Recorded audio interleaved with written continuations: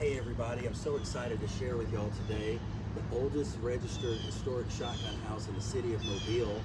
It is a Greek Revival shotgun house built in 1855, and it is just so charming inside. It's just got so much balance and symmetry.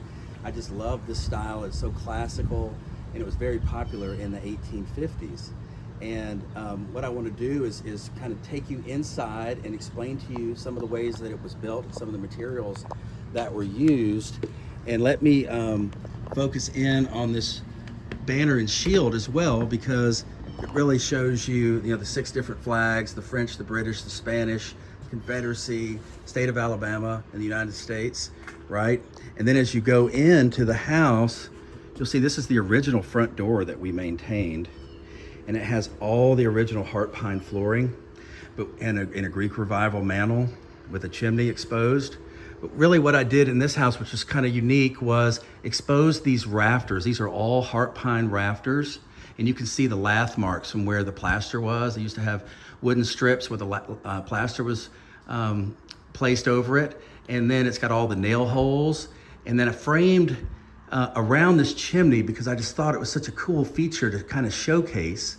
And some very rustic old wood. If you look, you can actually see the saw marks in the wood. And this is the original mantle that went along with it. It's just very simple, Greek Revival. And here's actually before and after picture. On the left is what it looked like when I initially purchased it. And one of the fascinating parts about these homes is, it really tells a story about the way that people lived back in that era and the materials that were used. And I just think this is really neat. You'll see this indention, this black indention on the floor here. This is actually from somebody tending the fire for the last 150 years right here. And I think that's so fascinating to think about that, because of course, that was the only heat in the house, was the fireplace, the heart of the home, the hearth. And so what we did was we exposed this, the ceilings, put beadboard on the top, and used old beams for shelves, shutters, parts of old doors, just repurposing all kinds of antique materials with the thresholds, with these wide plank boards. Look how wide these boards are, like a foot wide. So the trees were massive, right? Then I kept this vintage door kind of funky and just wanted it to just kind of be imperfect, and did a mosaic tile floor. These are 2 tiles from the History Museum downtown that I bought years ago, but just really wanted to incorporate that into this house, and different architectural elements, and different marble, things like that. And then this back bedroom was actually the original kitchen back in that era, because the kitchen was always detached from the home in case there was a fire. It wouldn't burn the house down. But if you see these wide, beautiful old boards, and had some New Orleans style shutters that we used in the bedroom for a stackable washer dryer and a closet space.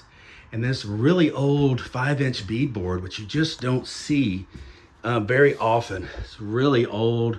And the house is only 850 square feet, but it just feels so much larger because of the higher ceilings, and it's just really open, and it's just got such warmth to it with this old brick, old Mobile brick, and old heart pine. And it just really is a treasure. And I even saved these windows, which are kind of glazed windows. These are actually from an old train station in Pensacola, Florida. So I replaced all these windows because they were beyond saving, and was able to incorporate that into the house. So it's just got a really funky mix of all different kinds of materials. I think really helps it to be consistent and showcase our history and just some of the cool elements here in Mobile. So thank y'all so much for joining us, and we're going on to the next shotgun house.